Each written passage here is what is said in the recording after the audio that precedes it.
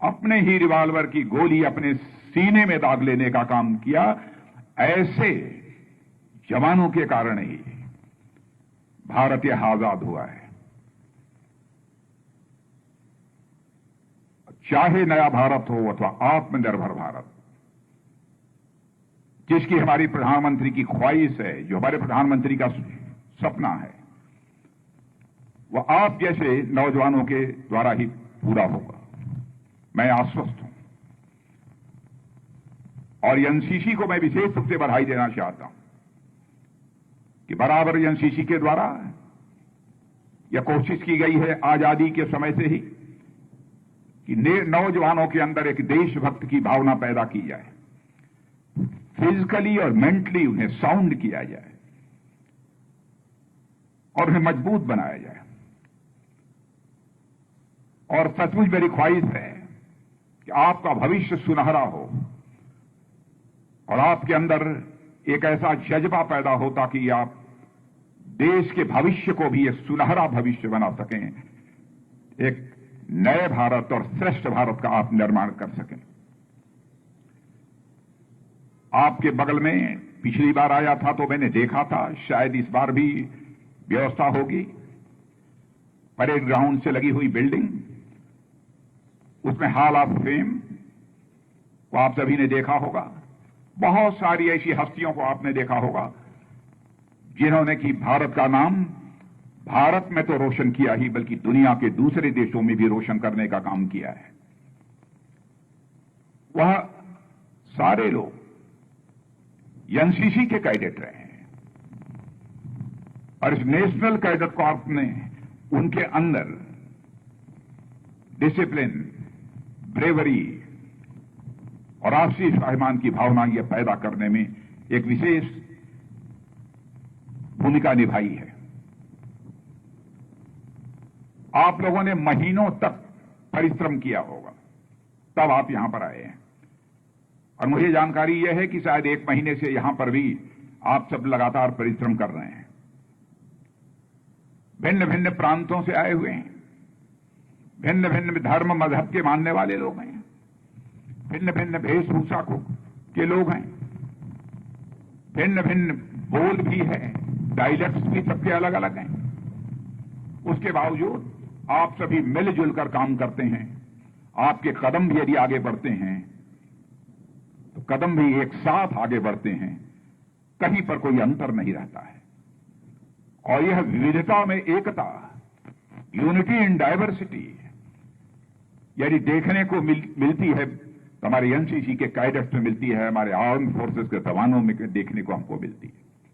और विविधता में एकता, यूनिटी एंड डाइवर्सिटी, यही हमारे भारत की विशेषता है।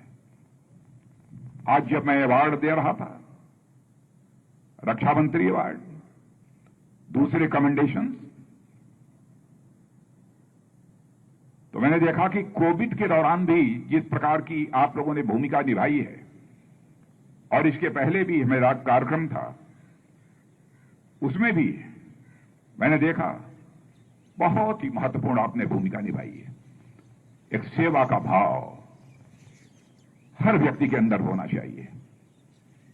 कोविड पैंडेमिक के दौरान जब सभी लोग घबरा रहे थे, जहां पर अन्य हमारे मेडिकल फ्रेटर्निटी के लोग और अन्य लोग एक कोविड वॉरियर के रूप में अपनी भूमिका का निर्वाह कर रहे थे, तो हमारे एनसीसी के कैडेट्स भी उसमें पीछे नहीं थे। यह देखकर सचमुच मेरा भी सीना चौड़ा हुआ है।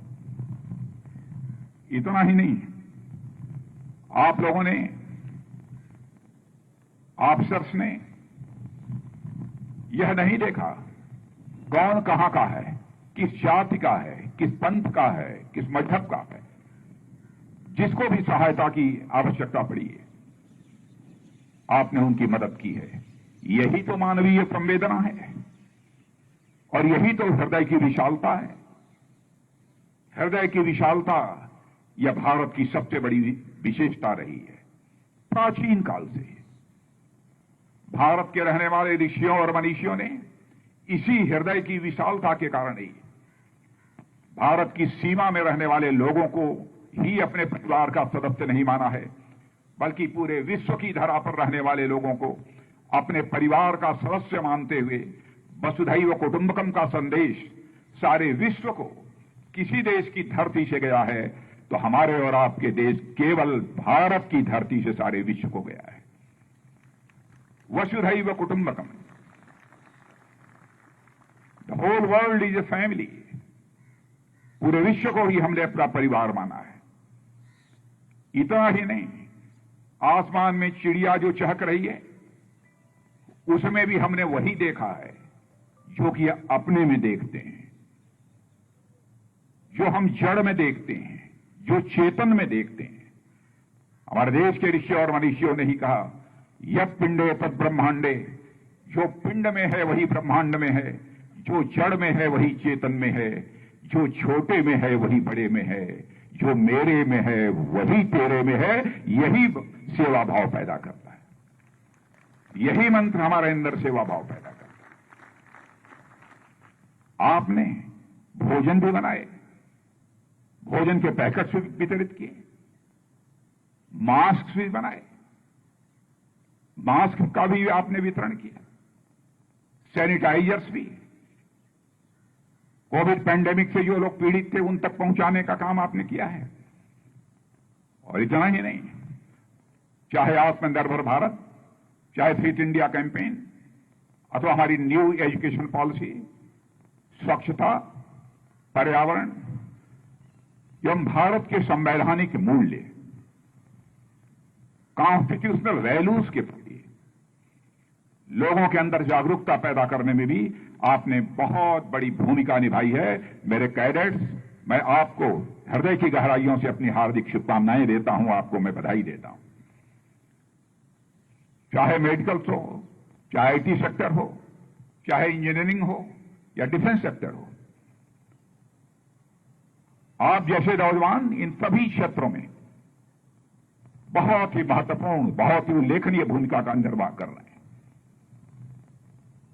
और आप ही ऐसे नौजवान जो हमारे देश के वैज्ञानिक हैं, आपने देखा सबसे पहले दो वैक्सीन का इजाद कर लिया। और जैसा मैंने कहा ना कि हम पूरे विश्व को अपना परिवार मानते हैं, तो world is family for us.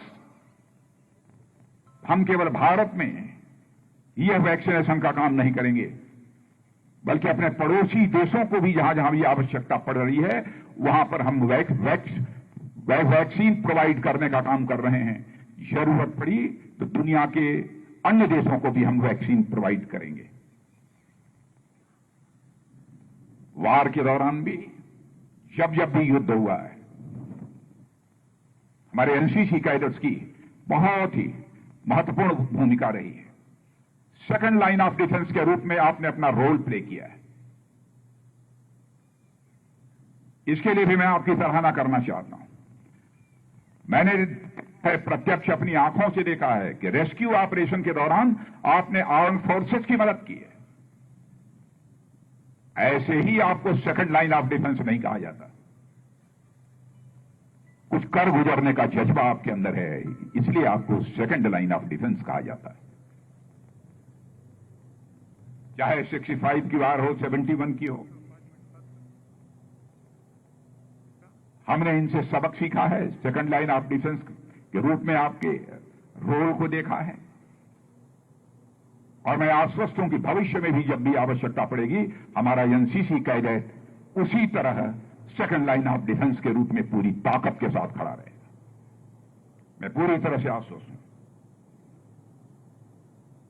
इसीलिए हमारे प्रधानमंत्री जी ने भी यह फैसला किया है कि एनसीसी का एक्सपेंशन होना चाहिए, विस्तार होना चाहिए। और बॉर्डर एरियाज के भी जो क्षेत्र हैं वहां पर भी एनसीसी की ट्रेनिंग देनी चाहिए। कोस्टल एरिया में भी हम ट्रेनिंग देनी चाहिए। ऐसे मोर देन 1100 स्कूल्स हम लोगों ने आइडेंटिफाई किए हैं, वहां पर भी एनसीसी का सिलसिला प्रारंभ होगा। मैंने कुछ गर्ल्स कैडेट्स को भी कमेंडेशन दिया है। मैं गर्ल्स कैडेट्स को भी मैं देख रहा था कि हमारे बॉय कैडेट्स, उनके जिस तरीके से वो सामने आ रहे थे, जो चुस्ती दिखाई दे रही थी, वही चुस्ती हमारे गर्ल्स कैडेट्स में हमको दिखाई दी है। और मुझे खुशी है कि पहले एनसीसी में जहां पर केवल 28% गर्ल्स कैडेट्स थी, आज उनका परसेंटेज बढ़कर अप्रॉक्सीमेटली 33% हो गया है। यह है भारत का विमेन एम्पावरमेंट। और सरकार ने फैसला किया है कि रोजगार के मामले में भी जो हमारे एनसीसी के कैडेट्स होंगे उनको प्रेफरेंस दिया जाएगा। और जहां तक मेरी जानकारी है वो प्रेफरेंस दिया जा रहा है। शायद सिलेक्शन प्रोसेस में हमारे जो एनसीसी कैडेट्स होते हैं उनको एडिशनल मार्क्स भी दिए जाते हैं। मेरे बहादुर जवानों, इस कैंप में पहुंचने के लिए महीनों महीने आपने कड़ी मेहनत की है, यह मुझे जानकारी दी गई है। आपके इस डेडिकेशन को देखते हुए और इसके पहले भी एनसीसी कैडेट्स के परफॉर्मेंस को देखते हुए हमने फैसला किया था कि इनके अवार्ड्स में वृद्धि की जानी चाहिए। और रक्षा मंत्री के रूप में जिम्मेदारी संभालने के बाद यह मैंने कहा था और मैं समझता हूं कि निश्चित रूप से वृद्धि उसमें हुई होगी। जहां तक मुझे याद है कि रक्षा मंत्री की जिम्मेदारी मिलने के बाद एनसीसी की वेरियस कैटेगरीज में दिए जाने वाले कुल 143 अवार्ड की संख्या बढ़ाकर 243 कर दी गई है। ये हो गया है, ये हो गया कि नहीं? ये कर दिया गया है। मुझे याद है कि यह निर्णय मैंने लिया था उस समय। और साथ ही साथ ये जो मेडल्स मिलते हैं, कमेंडेशंस मिलते हैं, उनके साथ जो नॉमिनल कुछ धनराशि मिलती है उस पर मैंने कहा था इसे भी बढ़ाया जाना चाहिए। शायद वह भी बढ़ा दिया गया। ये अवार्ड्स ये हौसला अफजाई के लिए होता है। जिसको मिलता है उसकी भी हौसला अफजाई होती है, हौसला बुलंद होता है, हौसला बढ़ता है। और इंसान का ये हौसला बुलंद हो तब तो वह आसमान का भी सीना चीरने की ताकत रखता है। बुलंदी उसके अंदर यह होती है। इसीलिए आप सबको अवार्ड दिए जाते हैं। मैं समझता हूं कि इस कैंप में शायद 1 महीने का समय आपने गुजारा है, मौज मस्ती भी की होगी, परिश्रम भी किया होगा, और कभी नौजवान हैं तो थोड़ी बहुत इधर उधर की, जिसे कहा जाए कि बचपन की जो कुछ शरारतें हैं वो भी किया होगा आपस में।